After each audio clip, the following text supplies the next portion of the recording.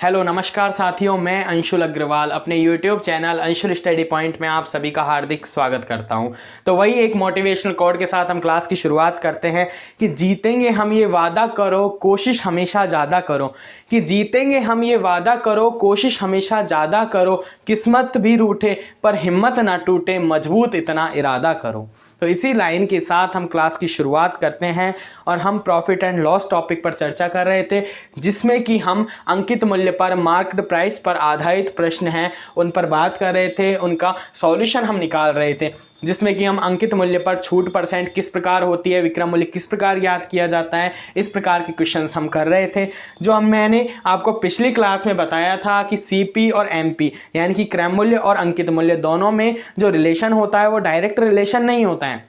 वहाँ हम एसपी के थ्रू यानी कि एसपी के कहें तो कंपेयर में अंकित मूल्य और क्रम मूल्य दोनों का रिलेशन फाइंड आउट करते हैं। हम सीपी से भी एसपी की गणना करते हैं और अंकित मूल्य से भी एसपी की गणना करते हैं, क्योंकि अंकित मूल्य पर जो छूट परसेंट होता है उसको हम अगर माइनस कर देते हैं तो हमें एसपी प्राप्त हो जाता है, और हम क्रम मूल्य में प्रॉफिट या लॉस जो भी होता है उसे अगर प्रॉफिट होता है तो ऐड कर देते हैं और लॉस होता है तो माइनस करके हम एसपी तक पहुँचते हैं। तो हमें ये पता है कि हम सीपी से एसपी और अंकित मूल्य से एसपी तक जा सकते हैं, इसलिए मैंने आपको रिलेशन है वो सीपी और एमपी में डायरेक्ट रिलेशन ना होकर एक डायरेक्ट रिलेशन बताया था, और उसी पर आधारित मैंने प्रश्न भी आपको करवाया था, और उसी से संबंधित प्रश्न आपको ये आज दिख रहा है, जो प्रश्न भी उसी प्रकार से है। इसमें उस क्वेश्चन में हमें क्या था कि हमें सीपी की वैल्यू नहीं दी हुई थी, डायरेक्ट हमने 100 माना था सीपी को, क्योंकि हम मानते भी आ रहे हैं कि कोई भी वस्तु है वो स्वयं का 100% होती है। तो अब ये क्वेश्चन है जैसे कि एक वस्तु का सीपी यानी कि क्रम मूल्य है वो 4200 रुपये है, इस पर कितना मूल्य अंकित करें। वहीं हमें अंकित मूल्य मार्केट प्राइस एमपी ज्ञात करना है, ये बताए। और 30% छूट के बाद यानी कि अंकित मूल्य पर वह 30% अगर छूट देता है तो उसके बाद भी वह 20% क्या लाभ कमाता है, यानी कि उसका जो प्रॉफिट होता है, टोटल प्रॉफिट की हम बात करें तो वो 20% होता है, जबकि वह 30% की छूट भी दे रहा है साथ ही साथ किस पर, वो अंकित मूल्य पर, मार्केट प्राइस पर। तो अब इस क्वेश्चन को हम किस प्रकार करेंगे, ये तरीका मैं आपको बता चुका हूं कि किस प्रकार हम गणना करते हैं कि जब हमें 20% का लाभ हुआ है वस्तु पर तो हमेशा लाभ सीपी पर निकाला जाता है, तो सीपी का 20% निकालेंगे जो कि ये लाभ की प्राइस आएगी। लेकिन हमें जब एसपी ज्ञात करना है क्योंकि रिलेशन एसपी के अकॉर्डिंग ही हम निकालेंगे, तो एसपी के अकॉर्डिंग निकालने के लिए हम यहाँ क्या करेंगे, 100 जब सीपी को मानेंगे तो कितना 120 से क्या कर देंगे 120/100।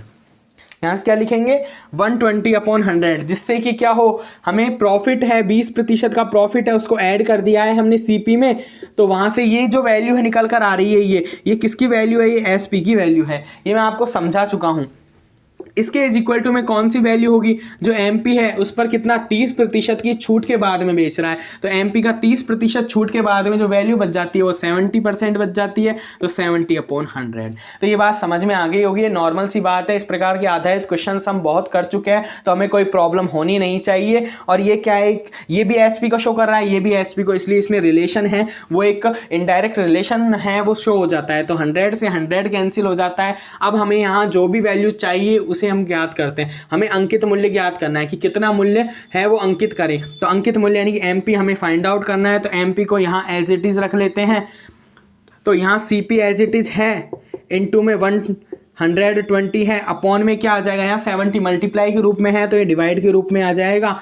तो यहाँ से हमें एमपी की वैल्यू मार्केट प्राइस यानी अंकित मूल्य है वो पता चल जाएगा, जबकि हमें सीपी की वैल्यू क्या रखनी है ये हमें ध्यान में रखना है। क्यों, क्योंकि यहाँ पर वस्तु का क्रम मूल्य हमें दिया हुआ है 4200 रुपये, तो यहाँ हम क्या करेंगे 4200 रुपये सीपी का वैल्यू रखेंगे, 120/70 इस वैल्यू को निकालेंगे जो कि एमपी के इज इक्वल टू आएगी, यानी कि अंकित मूल्य के इज इक्वल टू आएगी। यहाँ से क्या करते हैं, इस वैल्यू को जीरो से ये जीरो कैंसिल हो जाती है, 7 का इसमें क्या करेंगे डिवाइड करेंगे, तो 7 का 6 बार जाएगा 42 में, 00 एज इट इज़। तो यहाँ से हमें पता चला कि जो एमपी की वैल्यू है, मार्केट प्राइस है, वो कितना आएगा 600 × 12। तो यहाँ से 12 का इससे मल्टीप्लाई कर देंगे, कितना आ जाएगा 7,200 रुपये, ये आंसर आ जाएगा। कौन सा, अंकित मूल्य जो है, हमें जो अंकित मूल्य ज्ञात करना था कि वस्तु का जो CP 4,200 रुपये दिया हुआ है और कितने मूल्य अंकित करें, वह मूल्य कितना है 7,200 रुपये है। इतना मूल्य अंकित करने पर वह वस्तु पर अगर 30% की छूट देता है, उसके बावजूद वह वस्तु पर 20% का लाभ कमाता है। तो ये बात आपको समझ में आ गई होगी। नॉर्मल सा क्वेश्चन है, बस ये रिलेशन है, हमें पता करना है। इस रिलेशन को अगर हमें पता कर रहे हैं तो क्वेश्चंस को करने में कोई भी प्रॉब्लम नहीं होगी। तो यहाँ से CP का हमने क्या निकाला है, 20% लाभ है, यानी कि टोटल 120/100, और यहाँ क्या किया है, छूट है इसलिए माइनस किया है 100 में से, और ये वैल्यू है। उसके बाद में जो भी वैल्यू हमें चाहिए वो हमें निकालनी है और वैल्यूज पुट करनी है, उसके बाद में आंसर निकल जाएगा। तो ये आपको समझ में आ गया होगा। अब नेक्स्ट क्वेश्चंस पर चलते हैं। अब तो ये क्वेश्चंस नॉर्मल से हो गए हैं जो कि हम इस प्रकार के कर रहे हैं क्योंकि हमें फॉर्मूला पता है, तरीका पता है किस प्रकार से हमें क्वेश्चंस को करना है, तो हमें प्रॉब्लम होनी नहीं चाहिए। कि अब एक वस्तु है, एक क्वेश्चन और है कि एक वस्तु, इसी प्रकार का क्वेश्चंस है कि एक वस्तु का अंकित मूल्य दिया हुआ है। अब की बार हमें क्या है, अंकित मूल्य यानी कि मार्केट जो प्राइस है वो दी हुई है, कितना है, 980 रुपये है, 980 रुपये है। इस पर 20% छूट देने के बाद, इस पर 20% छूट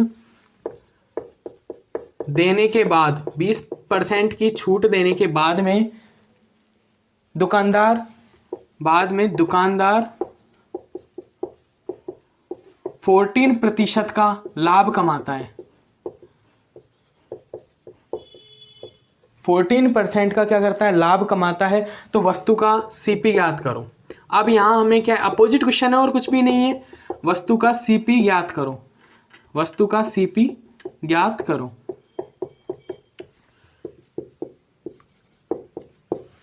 अब यहाँ क्या है, हमें अंकित मूल्य मार्केट प्राइस दे दी और हमें CP ज्ञात करने को कहा गया, और कंडीशन जो बीच वाली है कि इस पर छूट इतनी है और परसेंटेज लाभ इतना है। ये तो पिछले क्वेश्चन में भी हमें दिया हुआ था और इस क्वेश्चन में भी दिया हुआ है। बस हमें फ़र्क क्या किया है, वहाँ CP दिया हुआ था, अंकित मूल्य फाइंड आउट करना था, यहाँ अंकित मूल्य दिया हुआ है और हमें CP फाइंड आउट करना है। तो वही हम तरीका वही यूज़ करेंगे जिस प्रकार करते आ रहे हैं कि जब अंकित मूल्य है, CP है, तो CP पर क्या करेंगे, CP इंटू कितना प्रतिशत का लाभ है, 14% का लाभ है, तो प्लस करेंगे, यानी कि 114/100, ये SP की वैल्यू हो गई, इज इक्वल टू में जो मार्केट प्राइस के अनुसार SP की वैल्यू होगी वो कितनी होगी, MP का कितना परसेंट, 20% की छूट है, तो 20% छूट देने के बाद में वैल्यू बची 80, यानी कि 80/100।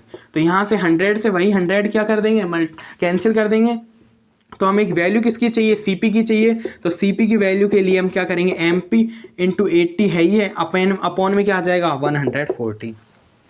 बस जिस प्रकार हम पिछला क्वेश्चन किया था, यहाँ वहाँ हमने MP की वैल्यू फाइंड आउट करनी थी, इसलिए हमने MP को एक साइड रखा, बाकी सारी वैल्यू को एक साइड रखा। यहाँ हमें CP को फाइंड आउट करना है, इसलिए CP को इधर रखा जिससे कि हमें वैल्यू फाइंड आउट हो जाए। अब MP की वैल्यू यहाँ दी हुई है, तो हमें CP फाइंड आउट करना है। MP की वैल्यू कितनी है, 980 रुपये इंटू 80 अपॉन में 114।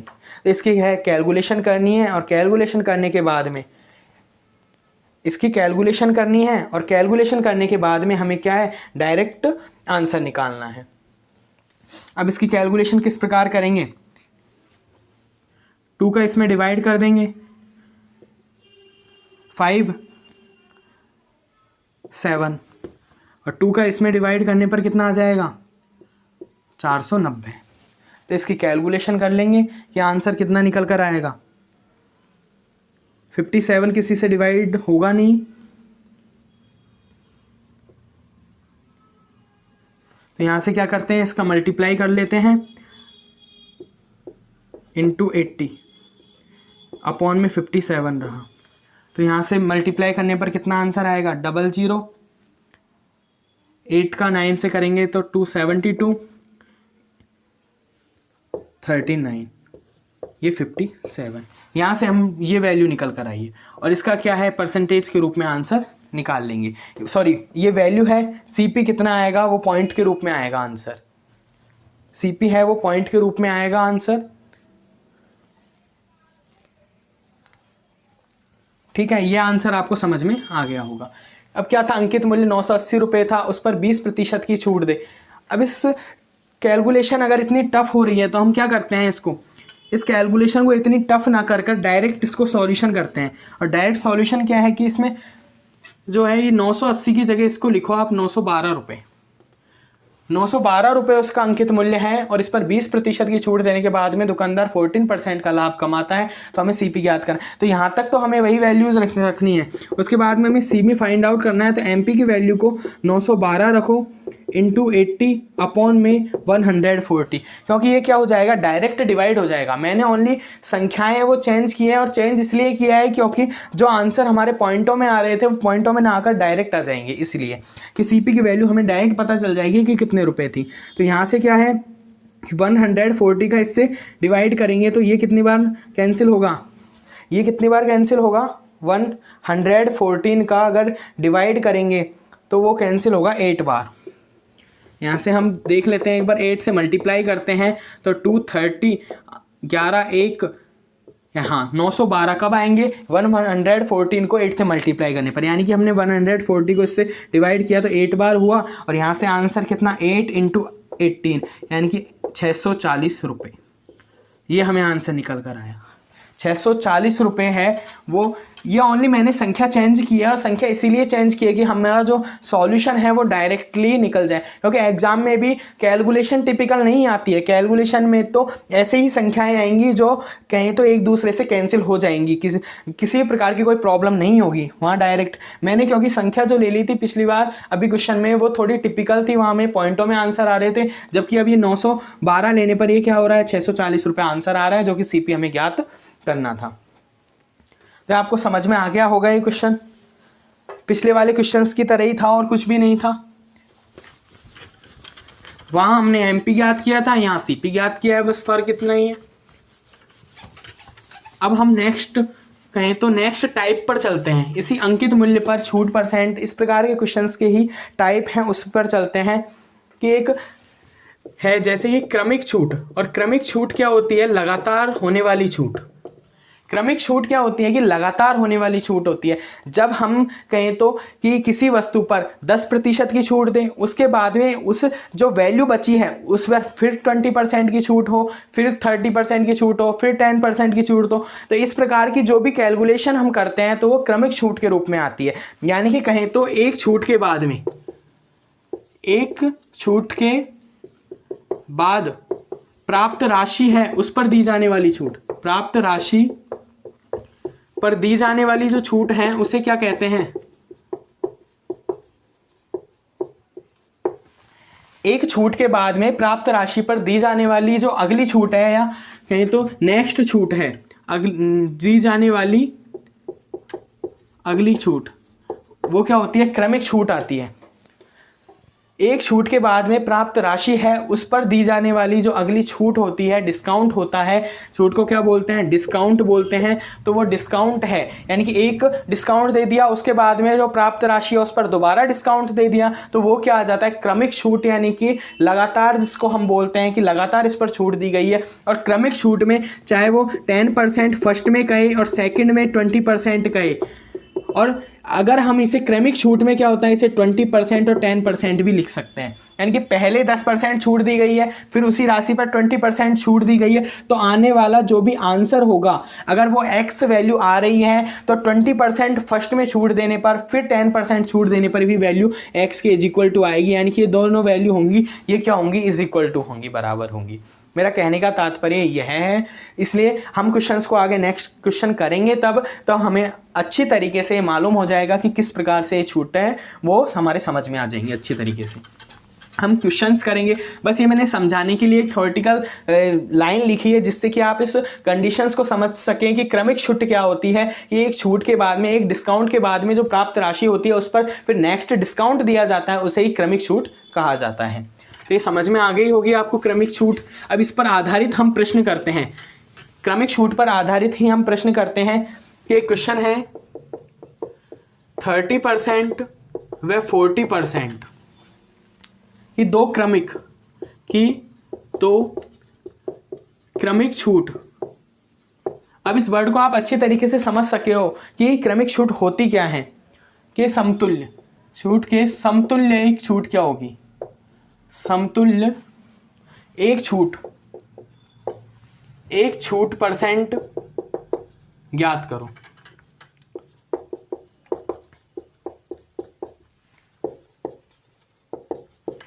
30% और 40% की दो क्रमिक छूट दी गई है, यानी लगातार छूट दी गई है। उसके समतुल्य हमें एक टोटल छूट का परसेंट ज्ञात करना है। जो टोटल डिस्काउंट है कितना होगा, यानी कि हमने जब सीपी से या अंकित मूल्य से हमने क्या किया है, अंकित मूल्य पर छूट दी है, एक छूट 30% की दी है, फिर हमने 40% छूट दी है। उसके बाद में जो वैल्यू पर हम सेल कर रहे हैं एसपी जो आएगा, उस पर सीपी और एसपी में जो रिलेशन है, कहीं तो डायरेक्ट जितना, यानी कि टोटल जो छूट दी गई है वो कितने प्रतिशत है, ये हमें फाइंड आउट करना है।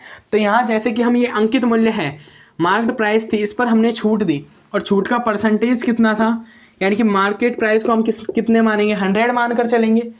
हम एमपी है, हमारे पास कोई भी वैल्यू यहाँ मौजूद नहीं है, तो हम डायरेक्ट क्या मानते हैं, 100 मानते हैं। तो ये 100 माना और छूट का परसेंट फर्स्ट में देखें हम तो कितना था, 30%। तो जो शेष राशि है या प्राप्त हमें राशि है वो कितनी हो जाएगी, 70।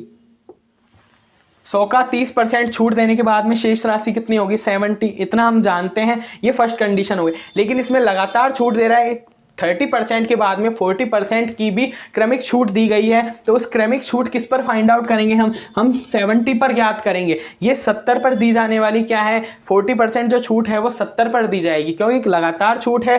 30% पे हमने काउंट किया है, तो 30% के बाद में जो वैल्यू आई है, मैंने कहा है एक छूट के बाद में अगली जो छूट दी जाती है उसे क्रमिक छूट कहा जाता है। तो 70 पर हम क्या फाइंड आउट करेंगे, 40% छूट। तो हम क्या करेंगे, 70 का 40% निकालेंगे छूट के लिए। 70 का 40% कितना होता है, 70 इंटू 40/100।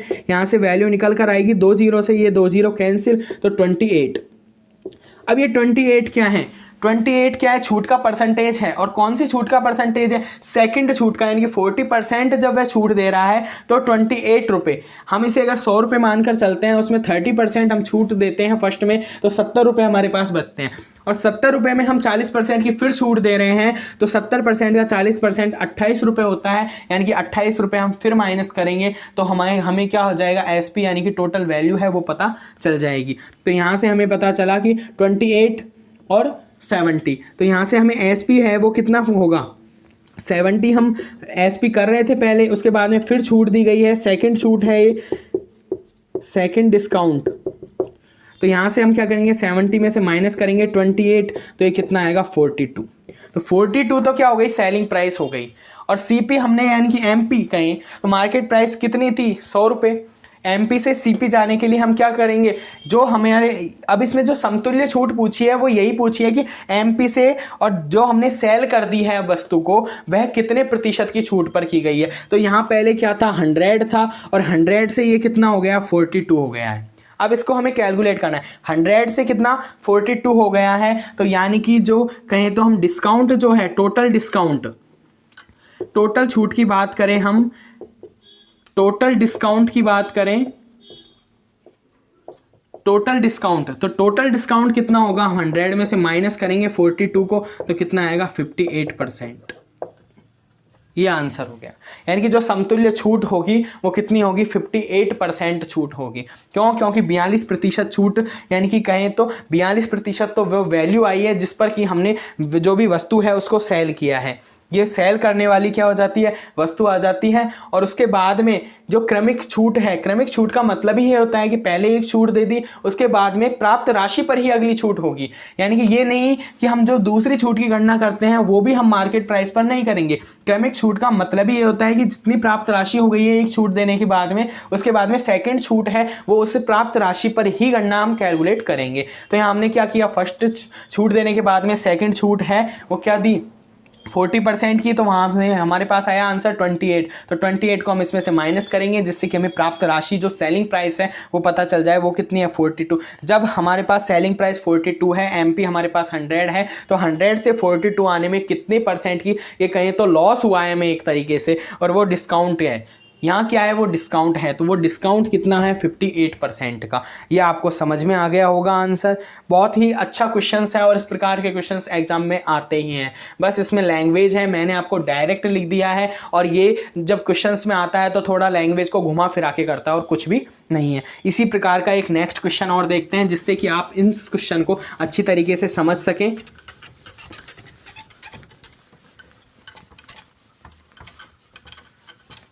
और ये क्वेश्चंस हैं वो एक अच्छे क्वेश्चंस भी हैं।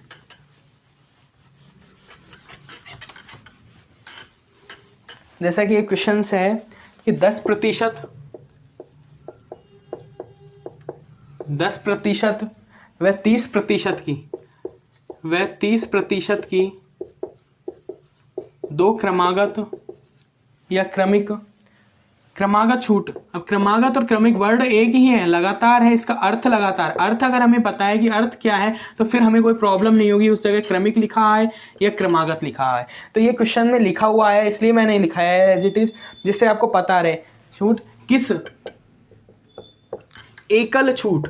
एकल छूट का मतलब है कि वो डायरेक्ट जो छूट देगा तो कितने प्रतिशत होगी, छूट के बराबर है। यानी कि डायरेक्ट जब एमपी पर छूट दे देगा तो वो कितने परसेंट के इज इक्वल टू होगी जब वो सेलिंग कर रहा है वस्तु की। तो यहाँ भी वही क्रमागत वाली छूट है। तो अब हम क्रमागत वाली छूट को किस प्रकार से करते हैं, मैंने आपको बताया था। फर्स्ट में हम एमपी है, उसके बाद में 100 और 100 है एमपी, उसके बाद में छूट का परसेंटेज निकालेंगे, प्राप्त राशि होगी, और प्राप्त राशि पर ही हम सेकंड जो परसेंटेज है छूट का उसे फाइंड आउट करेंगे, उसे माइनस करेंगे। इस प्रकार से करते हैं। अब हम इसे डायरेक्ट भी कर सकते हैं, और डायरेक्ट क्या है, हम जानते हैं कि हम वस्तु को कितना 100% मानते हैं, तो 100% हम मानते हैं। उसके बाद में क्या करते हैं, जिस प्रकार मैंने आपको परसेंटेज में भी ये बात बताई थी कि जब क्रमागत छूट हो या छोटी बड़ी संख्याएं हो तो उस प्रकार किस प्रकार हम क्वेश्चंस का हल करते हैं। तो यहाँ 10% और 30% की छूट है, डिस्काउंट है, तो हमें पता है माइनस ही होगा। तो 10% जब माइनस करेंगे तो कितना आ जाता है, 90/100। वहाँ भी हमने यही किया था, 100 का 30% छूट थी, तो 30% छूट के स्थान पर क्या कर दिया, 70। 30% छूट है तो माइनस कर दिया अपॉन में 100, तो ये वैल्यू कितनी आई थी, 70। ठीक है, फिर हमने 70 का फिर 40% निकाला, और ये क्या थी, छूट थी। अगर हम इसकी जगह 60 निकालते तो क्या आती, वैल्यू आती। यहाँ से अगर 60 डायरेक्ट हम वैल्यू करते तो यहाँ से 00 से कैंसिल, यानी 42। जो 42 हमारा वहाँ 28 को फिर माइनस करने से आ रहा था, वो हमें डायरेक्ट भी प्राप्त हो सकता था। लेकिन मैंने आपको बेसिक कॉन्सेप्ट से इसलिए समझाया कि आप उस तरीके से अच्छी तरीके से समझ सकें। उसके बाद में आप जैसे यूज करो फॉर्मूला, वैसे आपकी मर्जी है। कि तरीके मैंने आपको सारे बता दिए हैं। यहाँ मैं दूसरा तरीका भी बता रहा हूँ जिससे कि कोई प्रॉब्लम नहीं आए। बाकी क्वेश्चन का आंसर तो सेम ही एक तरीके से ही निकलना है। तो यहाँ हमें समझ में आ गया वो बात। तो अब यहाँ क्या है, 90 हो गई। अब इसी का जब 70 आया था, अब इसको कैंसिल करने पर वही 90 आएगा, यानी 10% छूट करने पर। तो वही तरीका वही हो गया, बस डायरेक्ट क्वेश्चंस को आसानी से सॉल्व करने का एक तरीका है। 100 × 90/100 हो गया, इंटू अब 30% की छूट है तो वैल्यू कितनी हो गई, 70/100।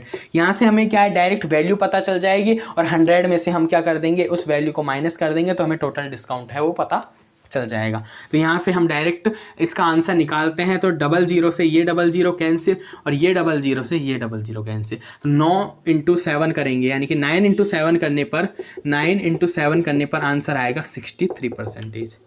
एक तरीके से 63% मानो या नहीं, बात वही है, 63।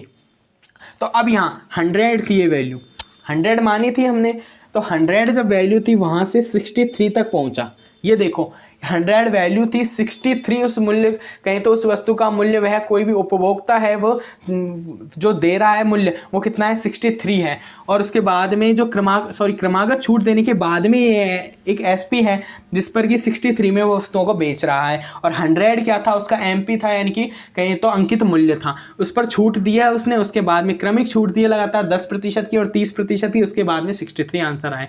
तो अब एकल छूट यानी कि टोटल छूट कितने प्रतिशत है, तो यहाँ से यहाँ की वैल्यू है वो 100 - 63, यानी कि कहें तो 37%। ये एकल छूट है, ये आंसर हो गया।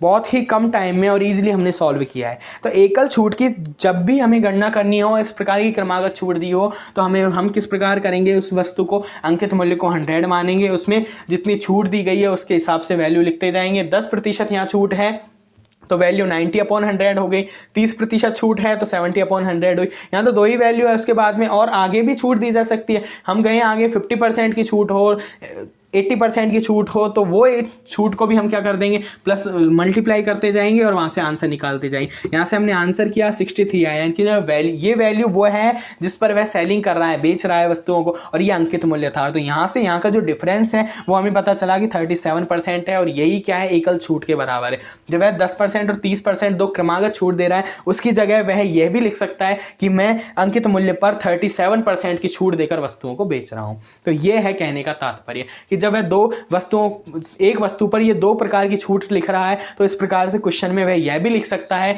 कि मैं इस वस्तु पर 37% है वो छूट देकर और वस्तु को बेच रहा हूँ, सेलिंग कर रहा हूँ। तो आपको एक क्वेश्चन है वो समझ में आ गए होंगे और अच्छी तरीके से आ गए होंगे। मैंने प्रयास समझाने का बहुत ही अच्छी तरीके से किया है जितना मेरे से हो सके, और आप इस तरीके के क्वेश्चंस आगे नेक्स्ट अगली क्लास में करते हैं।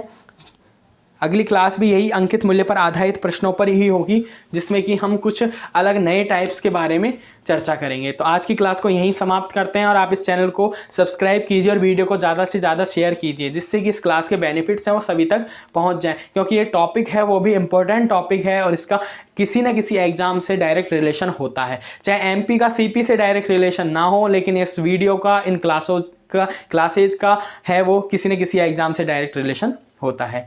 तो आज के लिए क्लास को यहीं समाप्त करते हैं। जय हिंद, जय भारत।